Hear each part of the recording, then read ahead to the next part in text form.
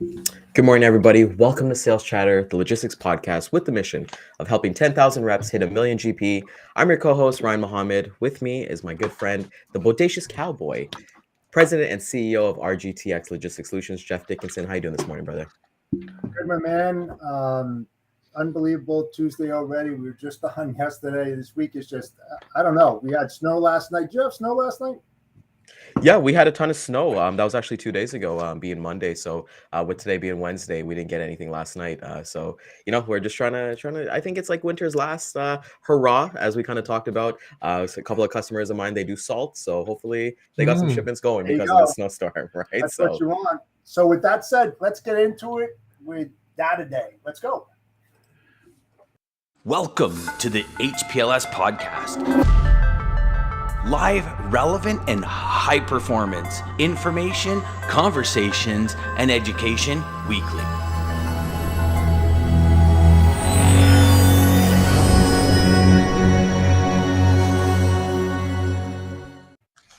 And there we go. We're so excited. One of my favorite days of the week.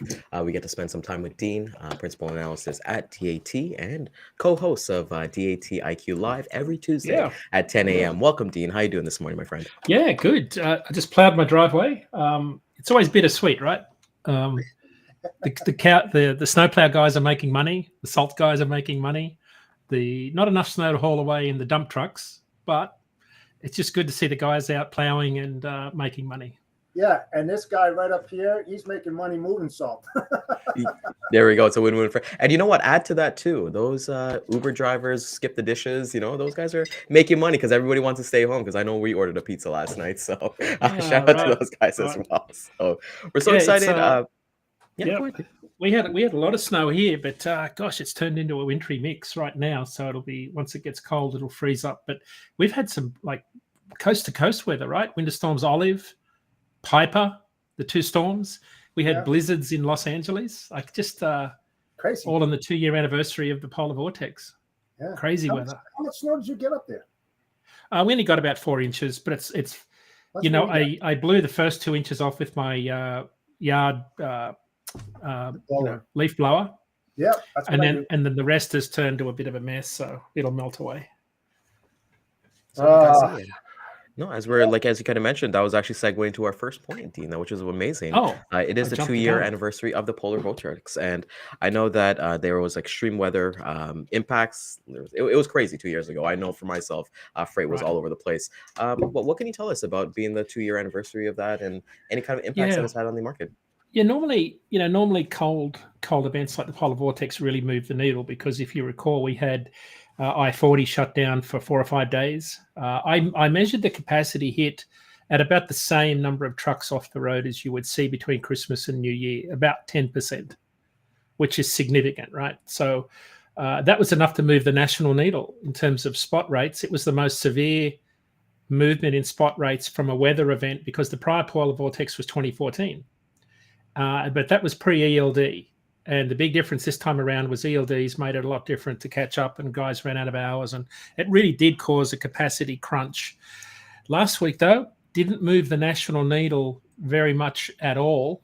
It did in some markets. I mean, there's some markets in particular in flatbed where the market was impacted. But by and large, if you think about when I looked at all of our 135 freight markets, and then I sort of select all the ones where the storm went, rates were flat across the board.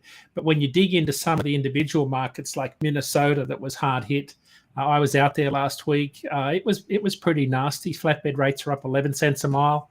Averaged about 204, which is about where the national average is. Further north in St. Cloud, there was a bit of a hit.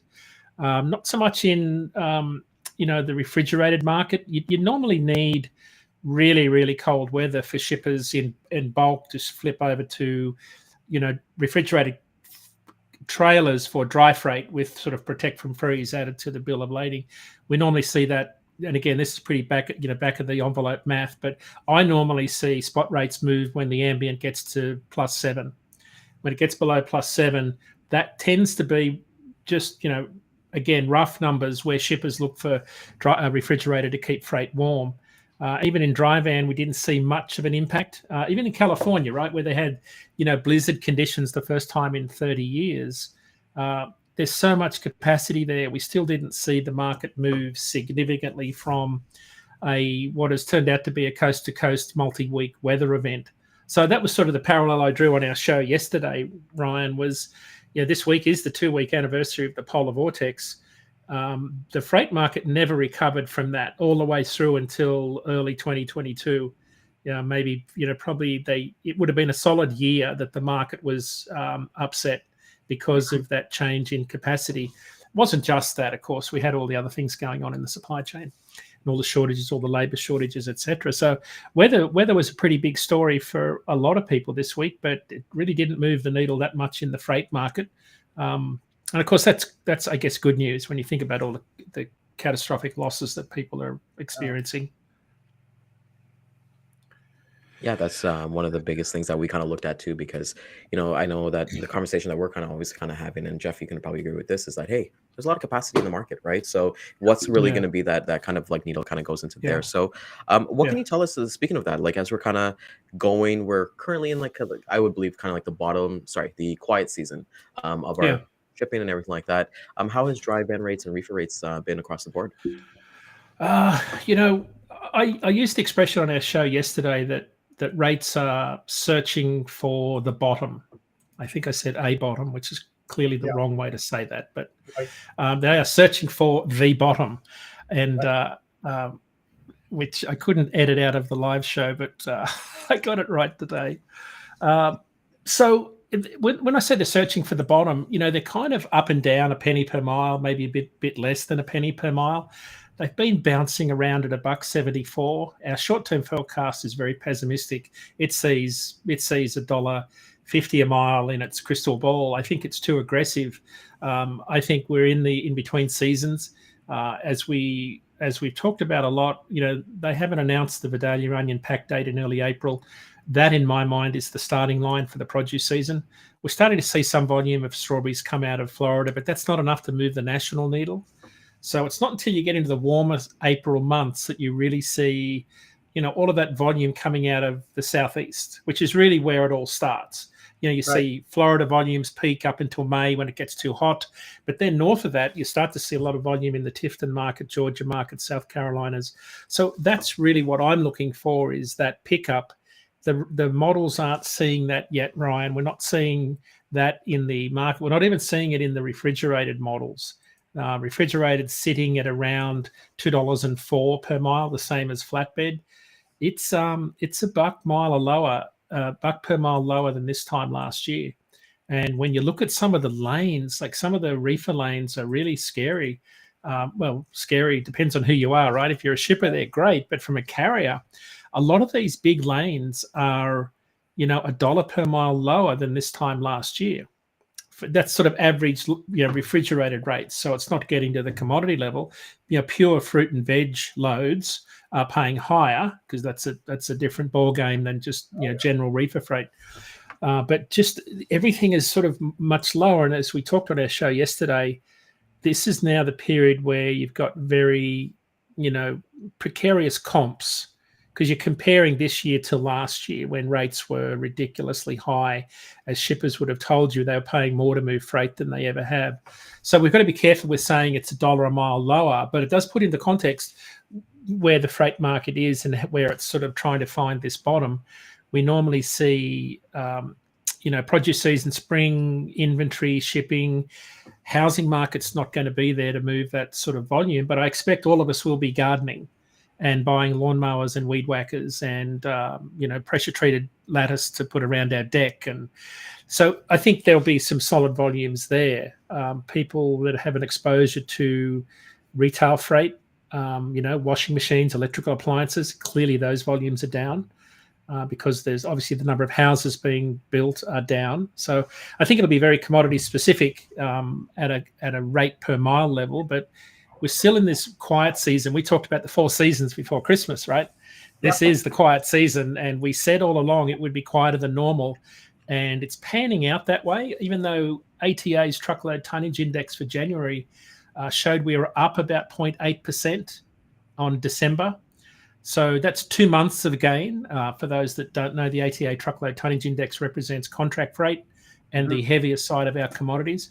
And it's a really good barometer for what's happening in the overall contract market, whereas our DAT data is more spot market. And it's up about 1.6% year over year, again against pretty favourable comps. So I think that's good news. Is that we're seeing a little bit of movement there. Still a lot of pessimism in the market. The Journal of Commerce TPM 23 conference is on. General Petraeus was speaking yesterday at the conference, and they were talking about this notion of a milder recession kind of resonates with everybody. It'll be, if there is, it'll be a quick bounce back. Similar theme, don't underestimate the consumer.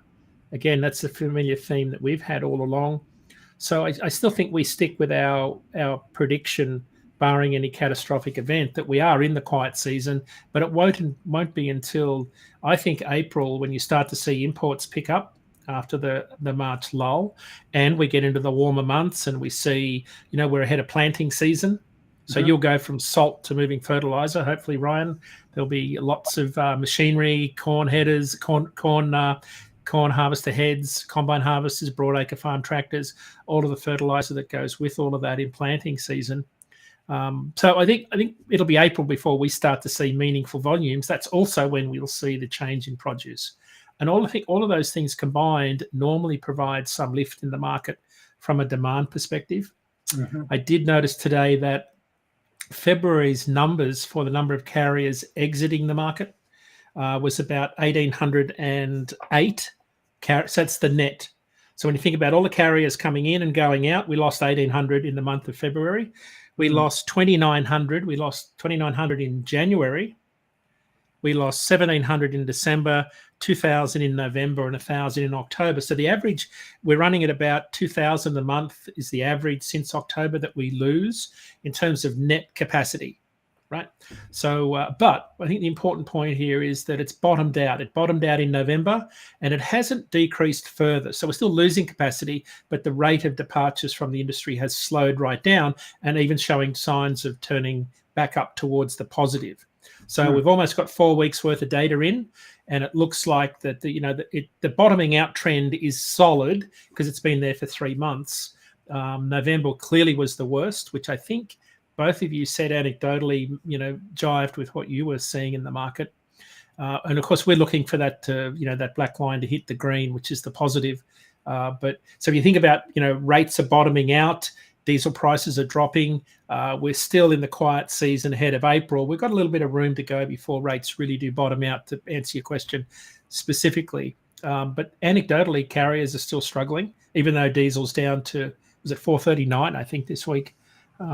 Pretty good numbers, still too high for those concerned. But so that's where we are. I think we're bottoming out. Flatbed clearly is off to the races, which is, again, different story. Even though volumes are way down, it's almost identical to what happened in 2018, which is a very strong industrial economy. So it's hard to ignore the parallels with 2018 in flatbed.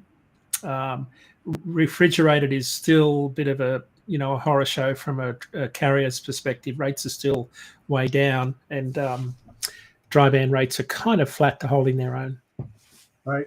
You know what? I did some data collection on imports that were coming in, and I think you'll find this really interesting. Last year, the whole of 22, Los Angeles did 9.911 million. Long Beach did 943. Oakland 2,337,000, and the Port of Washington 3,384 million, or 16,432,000. All right. Right. Interesting enough, Houston was up to 3.97 million. Savannah was at 589 million. New York, New Jersey, 9,493,000. Wow. And if you take our three compared to the four biggest ones on the West Coast, we outdid them by about 3 million. It's unbelievable.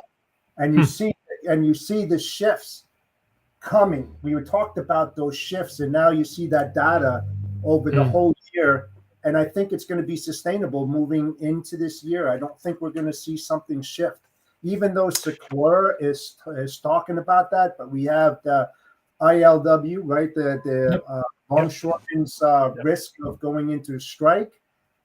Shippers are still, they're not really confident in their ability to handle their freight or delays. So I think it's going to continue. What are your thoughts there, Dean? I do. Yeah, absolutely. I tell you, I looked at all those data points, Jeff, and Norfolk year over year strong, but down a little bit as they all are, with the exception of a couple. But the data point that jumped out at me was Baltimore. Baltimore furniture imports are up. Baltimore overall imports are up year over year. There's been I'm going to say seismic shift in the type of commodity coming into Baltimore. A lot of resins and chemicals coming in there, which doesn't necessarily mean it translates to dry van or reefer or flatbed, but it's a growing port. It's always the number one port for RoRo, automotive and heavy machinery. You'll see a lot of we see a lot of spot market activity out of there. It's geographically the closest to all of those central west markets where John Deere's made and Caterpillar, etc. So I think Baltimore's one to watch. I think it's a good point. I think the volume shift is going to stick, but it was still around 2 million TEU, which I thought was interesting, Jeff. We saw upwards of 2.6 million containers coming in a month at its peak, but it was still around 2 million in January, even though that's down year over year. Again, the dangers of heavy, easy comps against a phenomenal year last year. But we're at about 2019 levels. So to me, it feels like we're getting back to more normal seasonal import volumes after this massive surge that we had from the pandemic up until, probably September last year when volumes started to really cool off. Yeah.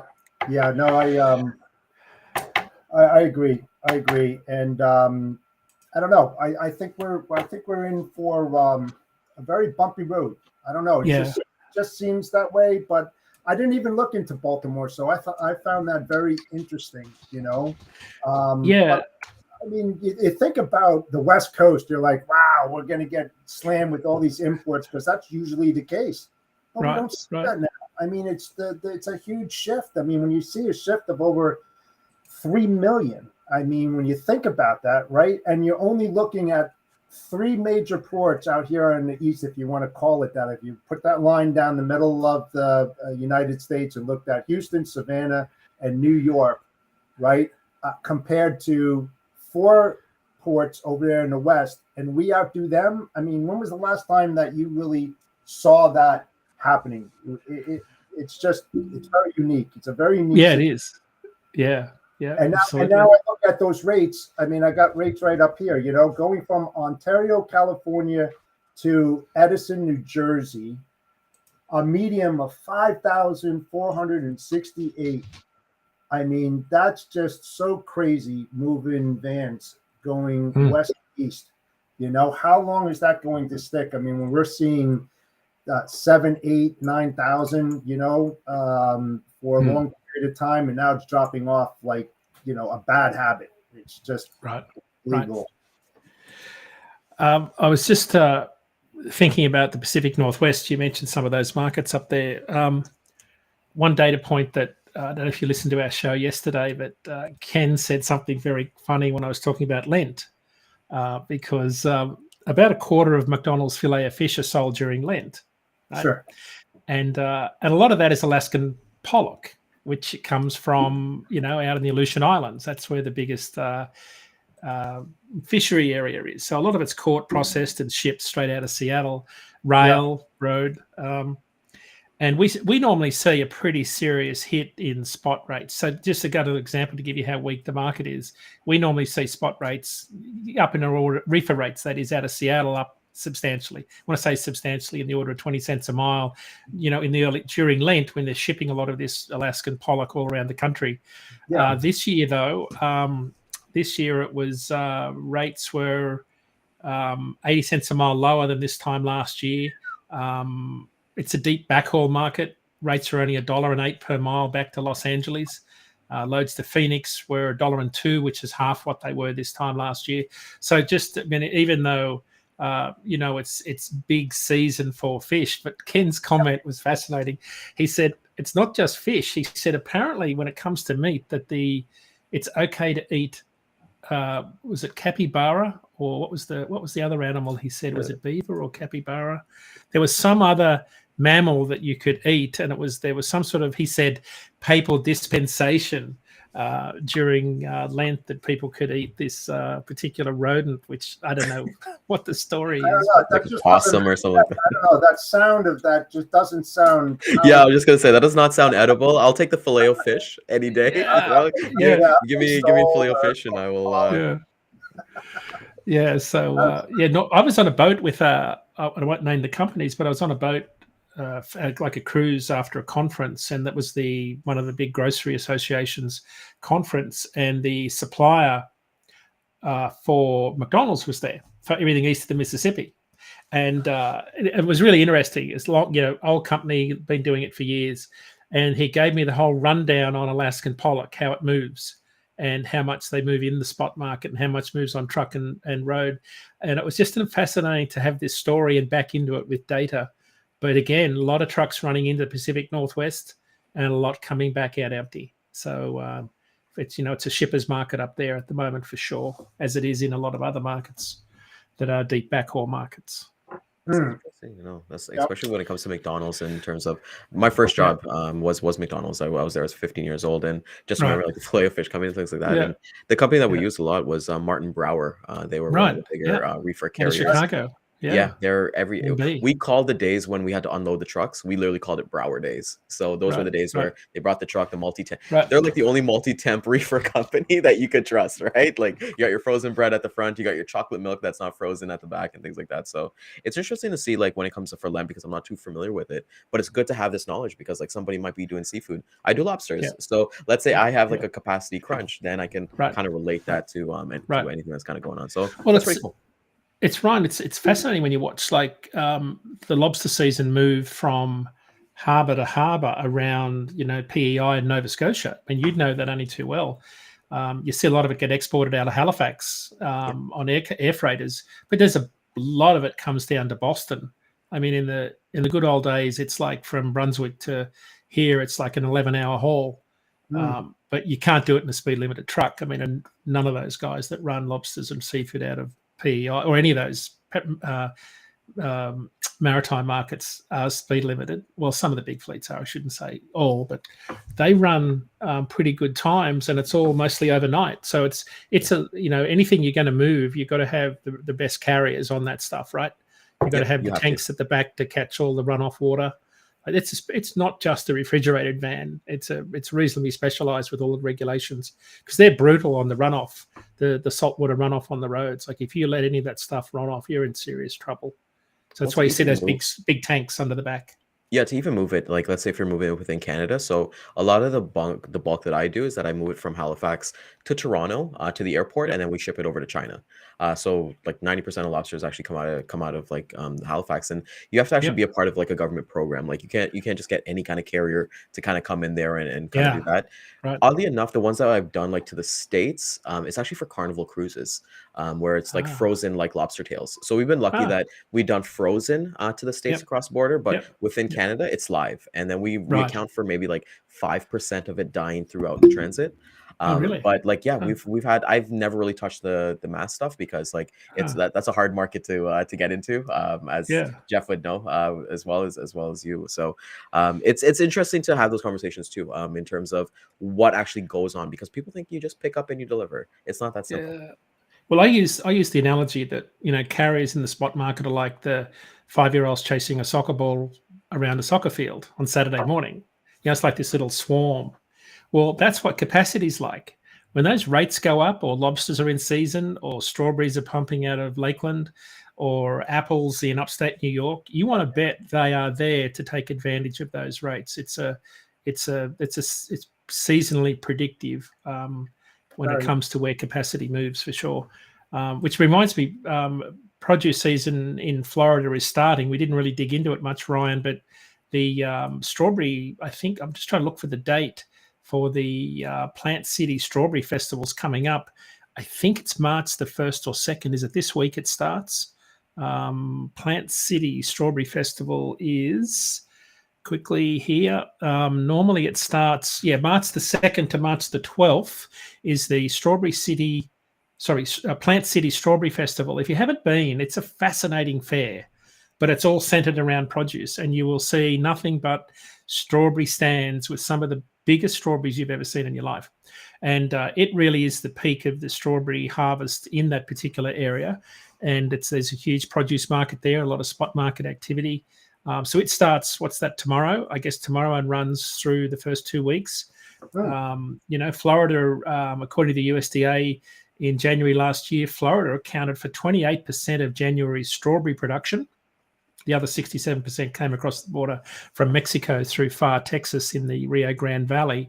But from a winter perspective, this is when you'll see strawberries coming out of Florida, which is why you normally see some sort of a lift in spot rates. Reefer rates out of Florida, 85 cents a mile lower than this time last year. Again, I think this is a hangover effect from Hurricane Ian. We said this as much when we were before Christmas, that it had delayed planting season. So I suspect that's part of it. So we still haven't seen significant volumes come out of there, but we should see Florida produce volumes start to pick up. And to your point, Ryan, this is when you'll start to see refrigerated rates northbound out of Florida start to increase significantly through May.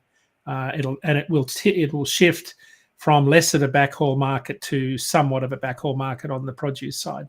So, and that's why you'll find it harder to get trucks to run north for, the rates they're sort of running out of there now with around $1 a mile.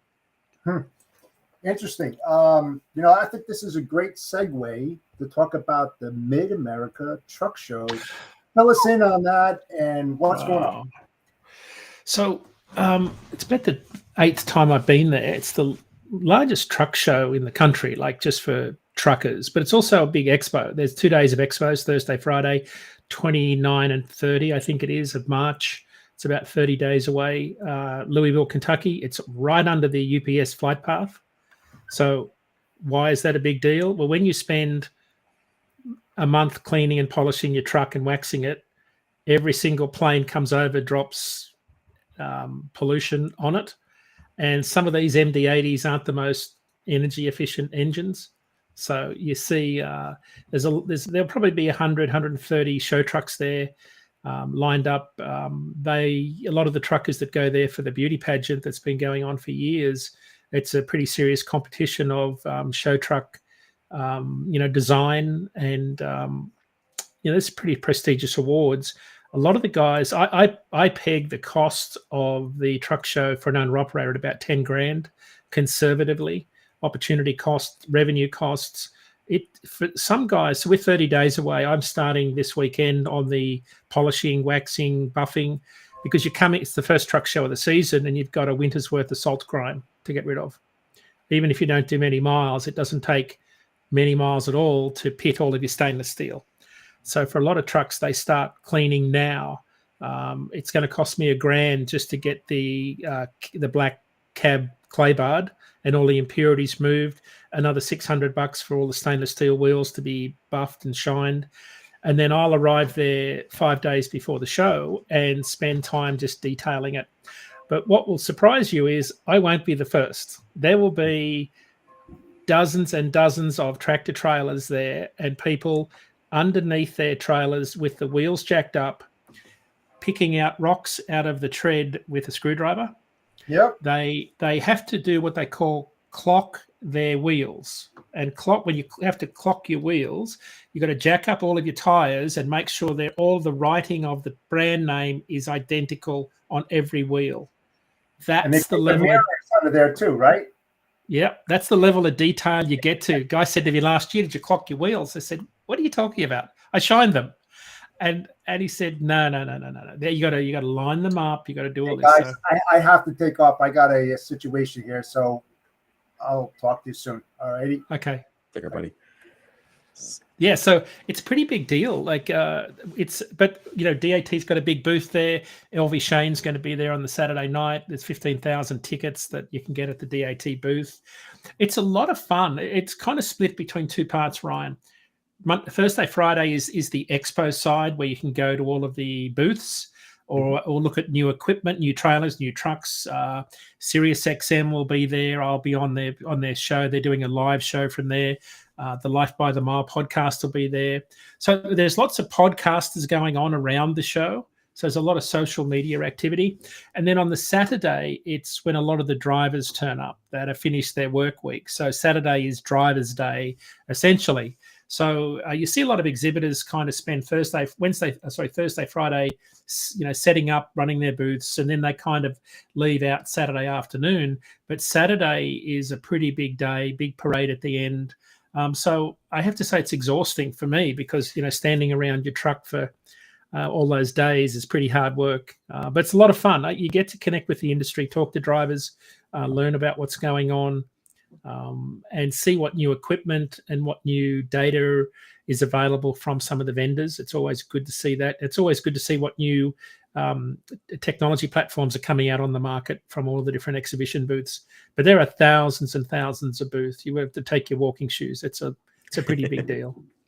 Yeah, I know Jason of Trucking Pros, Jason Nesbitt, he's going to be there with his truck, the Trucking Pros. Yeah. And they've got they did a wrap where it's like say for the troops, and it's like really cool to kind of see. And it brings up a thought, Dean, because I'm a social media kid. Well, I'm not a kid. I'm a grown man now, but I'm a social media person. And when I'm on TikTok, I see a lot of drivers.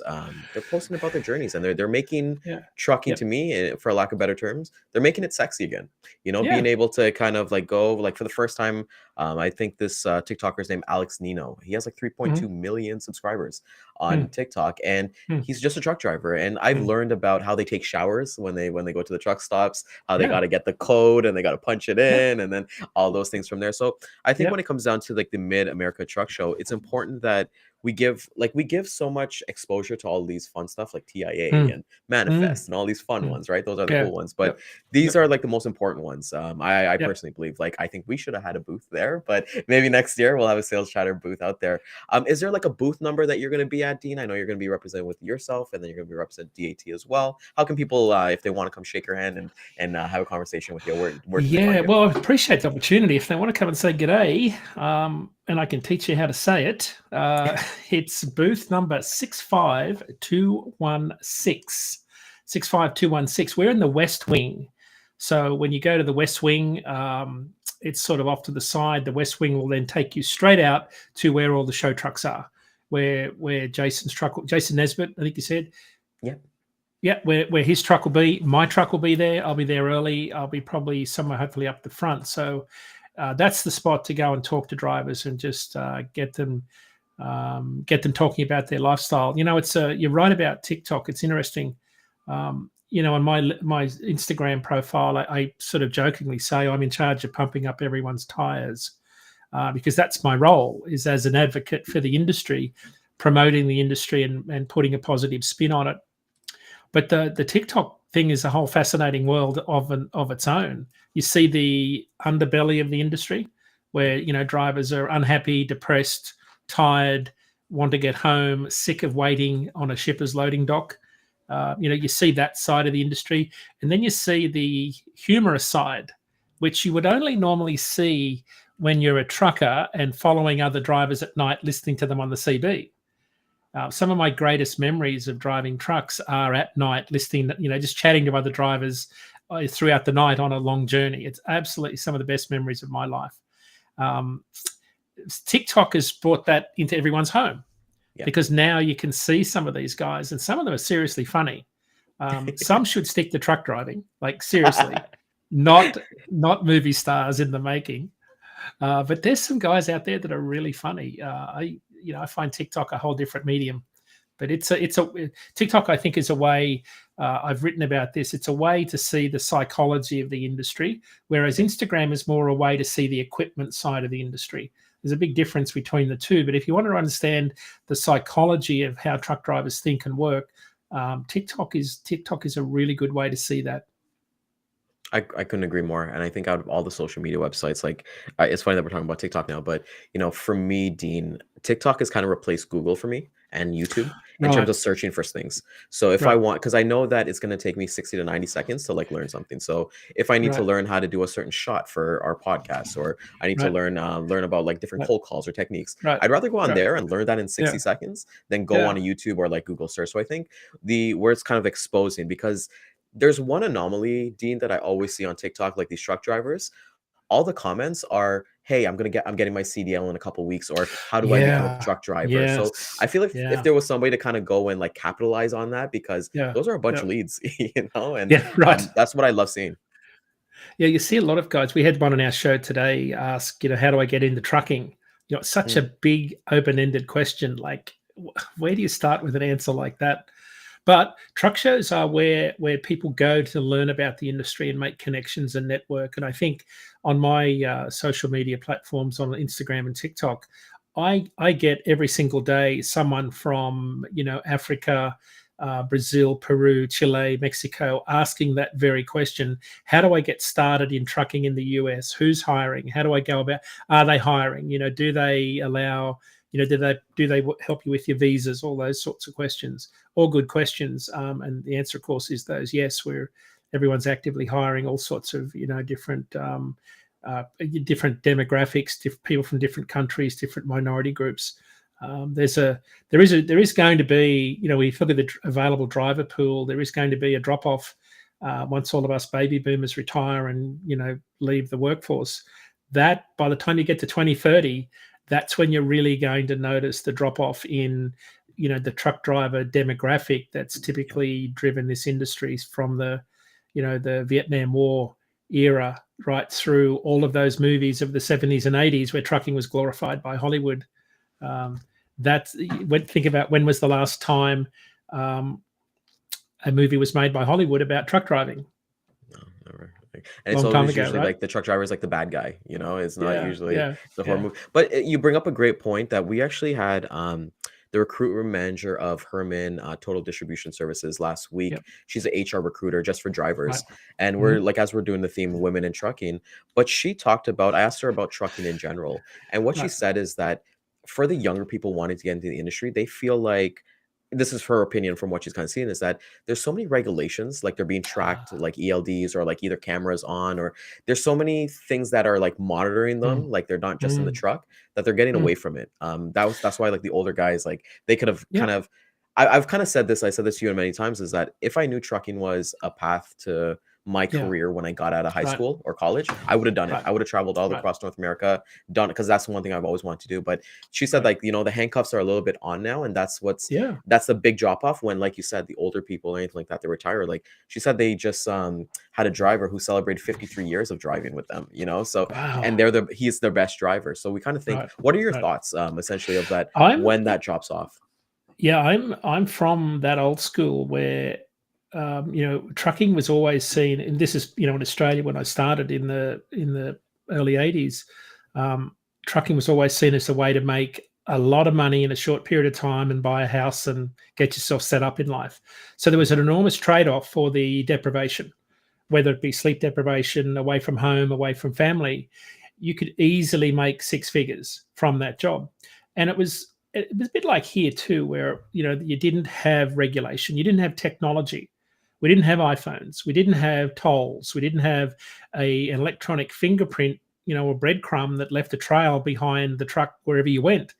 There just wasn't the technology that was collecting data points that would do that. So a lot of the stuff we did was under the radar. It wasn't necessarily unsafe. I'm not saying we were less safe. In fact, we had far fewer accidents, before ELDs came along. But we did pretty good miles, and it was a great job because you didn't have people looking over your shoulder. Fast forward to today, I don't know how you could have fun in this industry with, especially with a camera pointing at you. I question why. You get what you hire, right? So, a lot of times we hire our own problems in the trucking industry. Why do you need to watch a driver? And of course, the safety guys will say, well, if you only see our videos, well, it's self-selection, right? Because the guys that are good drivers are just not going to go there. So you're going to get what you ask for. And I think that's part of the problem. It's like, why do you put automatic shifters in your trucks? Well, because, drivers can't drive stick shifts. Well, you get what you hire for, right? You get what the equipment, you kind of lower the standard. And so I come from the old school where it's about how well you can drive the truck, a stick shift. It's not just sitting there being disconnected from the workspace. People get harassed on the road. We've had to introduce a bill to get shippers to provide amenities for truckers. Like it's a totally different world out there. And I couldn't in all, good conscience recommend my sons to go into the trucking industry because it's such a hard, gut-wrenching, depressing industry. I mean, if you're cut out for it and you love trucks, not every day is a good day. Like I can tell you the bad days outweigh the good days. And it's a pretty hard life when, you've got to live on the road, you get harassed, you've got troopers pulling you over all the time, you've got all these things watching you. Part of me thinks that, the legal fraternity runs the industry. There's conferences you go to where people are just scared by litigation. So I don't think it's a lot of fun. I would agree with your guest that was on that there's a significant disincentive for people to join this industry because of what goes on out there. There's a lot of guys on TikTok and Instagram will talk about, we're trying to bring back the good old days. Well, yeah, the good old days are okay, but there's some truth to it. It's when drivers respected each other. You don't see that now. There is zero respect on the highway for other drivers. There was a time, Ryan, when you could count on your fellow driver to be A, respectful, and B, polite, and C, always help you if you're in trouble. Not today. Not today. Young drivers, I'd say young drivers, I've seen some middle-aged drivers do it, but the most disrespectful I see drivers doing since ELDs came along is sitting at the fuel island having their 30-minute break in the fuel island while people are lined up behind them. They will actively, not even buy fuel, pull up in the fuel island because that's a place to park because there's nowhere else to park, and they will walk inside and have a shower and a meal and leave their truck. I've seen it. I've watched people do it. And if that's about as disrespectful to your fellow driver as you get. Yeah. And now that's transcended into people disconnecting their fifth wheel while they're in there in the shop. So it's become really, really aggressive. And so you could blame ELDs for that, right? Because there is this ridiculous, 30-minute rule at the 8-hour mark. You've got to stop and have a break, and you can't move more than 5 miles an hour, and that'll trigger on duty. So, drivers apparently aren't clever enough to figure out if they fuel up and pull off the fuel island at 4.9 miles per hour, it won't trigger any on-duty drive time. But you see because of lack of parking in some spots, they'll sit there for a long period of time. I just think it's a really tough industry, and that's why I think it's become hard to find and, more importantly, hard to keep drivers. And that's really unfortunate because it's one of the best, like I said, had I known this as a college kid coming out, is something I definitely would have tried. And it's that ability to kind of go make. And the one thing that we don't shine a lot about is that I look at that as the freight broker as well, Dean, is that this is an industry that you can come in, really, really bust your tail and make a lot of money and get out. I know Jeff is a person who wants to kind of like stay here forever and things like that. But even myself as a freight broker, like I have like an exit plan because, hey, I love doing this, but this is it's not worth the gray hair or anything like that for doing this for 15 to 20 years. Right. And just kind of like going lucrative from there. And just come back to the drivers. Do you find that maybe it's like a diversity kind of thing? Like, as you mentioned, that when you go on LinkedIn and TikTok, you get a bunch of messages from people wanting to kind of come over. And it's just, hey, it's just the cultures or the cultural differences are a little different. Yeah, very different work ethic depending on the minority group also, Ryan. It's the same in my home country in Australia where, the Caucasians are now the minority. And that if you talk to truck drivers there's so much racism, like there's so much racist talk. And I see the same here. I see hints of it all the time. Particular demographics get targeted upon, and it really frustrates me because some of those minority groups are the best drivers, because they want to work hard. They value work. There's a different mindset to it. So, there's lots changed, but I think, it's the ability to communicate through social media in the digital age since, post 2007 when iPhones came along, that has seen all of that now right in our face. I guess it was there. You didn't see it before. But as we've become more of a multicultural society, I think it's becoming more prevalent, more of a problem for drivers. I do see though that the minority groups are getting to be such big numbers; they are feeling emboldened to display their culture, yes. Right? And the most obvious one are the drivers from Fresno, all of the is it from the Punjab region? I can't. I think it's the Sikh. Right. Is it the Kandor? What's the symbol? I'm not really too sure of what they're, but I know exactly what you're talking about. I get so it's in my head. I'm not sure what it's called. I don't want to call it the wrong name. Yeah. So what you see now on a lot of these guys that are running, guys and girls running out of the West Coast to the East Coast, especially teams hauling produce, in particular, is you'll see their decorations across the top of the windscreen or on the side of the trailer of the truck. That's not something you would have seen a long time ago because there are significant numbers.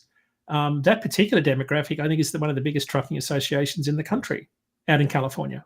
So good for them. I have a lot of fun with those guys when they're out there because, I come from a country where it's a multicultural, society. Australia has been like that since the 60s. A bit different here, though, and I think there's still a little bit of that animosity between cultures. And I never understand it because I'm not cut from that cloth. I just see people as people.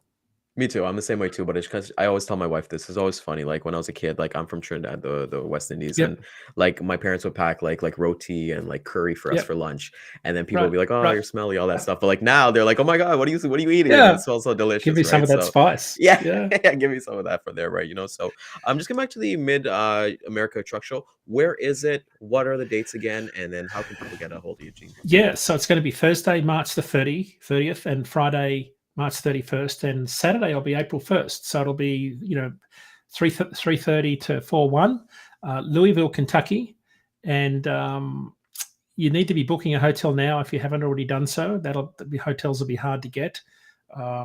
It's at the Kentucky Expo Center, to be more precise. So that's where it is.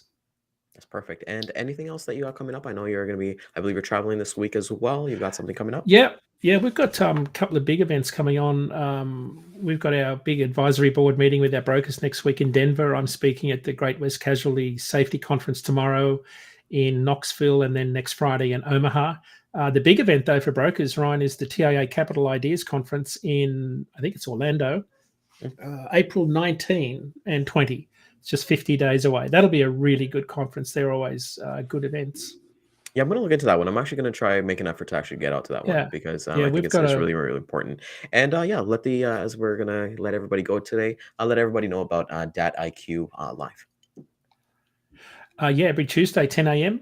Live. You can catch us on YouTube and LinkedIn. Always 10 a.m. Eastern. Sometimes we have a guest. We're going to have Ryan and Jeff on in the next coming months. But we normally have a guest on. Next week, we've got Cody Kohler on from ANZ Trucking in Phoenix. He's going to be talking about the produce season in Salinas, which is one of the biggest lettuce growing regions. So it's kind of the start of that season out there soon as it shifts back from Yuma, Arizona, back to NorCal. Definitely going to pay attention to that one. So, Dean, thank you. It's always a pleasure for you to join us every Wednesday. I have a question. Of course. Your favorite cricketer from the West Indies? Favorite cricket? Oh, you got to go with Brian Lara, man, the OG. You got to go with Brian Lara. Yeah, I'm a Brian Lara because he's Trinidadian too, right? So I do have to. It's funny enough. If I thought you saw my cricket bat because my cricket bat's right underneath. No, I didn't. It's there, but maybe because I mentioned from the West Indies. But Brian Lara, I love the swagger of Chris Gale, the world boss. He definitely is really good. But man, our team sucks, man. We've been really bad. I used to watch them at the Sydney Cricket Ground when the West Indies had come out. That was when the opening bowling attack was Andy Roberts, Michael Holding, Garner, and there was a fourth. There were four fast bowlers that were the opening. But to watch Andy Roberts run in, he would literally push off the fence and run in on his roller. That was 5-day test matches. Watching the West Indies play Australia was one of the highlights of my youth. Yeah, my dad used to make me record them on pay-per-view, so like on VHS. Right, So like while he's at work, record them. I'm not a fan of test matches. I love the new T20 formats. I think like they're more fun. Like I like the Caribbean Premier League that they have in the IPL and so on. But cricket's we had Clive Lloyd. Clive Lloyd was Ooh. one of the batters. Like so, this was like all the big guys, the big stars. Who was the other guy? Vivian Richards, Isaac Vivian Alexander Richardson. I remember all the names from being a kid. See, there we go. Yeah, cricket's one thing that unites us all. We need to get together and do cricket. So it's awesome. We should do a cricket show. Yeah, we should 100%. I would love that. It would be the greatest. Yep. So I want to thank you so much, Dean, for coming out. Okay, I want to thank everybody for coming out this morning. Yeah, it's gonna be awesome, And if you did find value in this, please like, subscribe, comment, share this with a colleague because we give you a lot of nuggets. Hope to see you guys at these shows. Seeing Dean, take some pictures, tag us Dean as well. We'd love to kind of see the camaraderie and see the audience get out there. Catch the replay again it's gonna be at 1 and 5 p.m. Eastern time. LinkedIn, Facebook, YouTube, and Twitter. And join us for tomorrow. We've got another guest as we continue our season of empowering women into logistics. With that being said, I'm Ryan Mohamed. This is Dean Croke. Have yourself a wonderful day, guys. Take care. Bye-bye.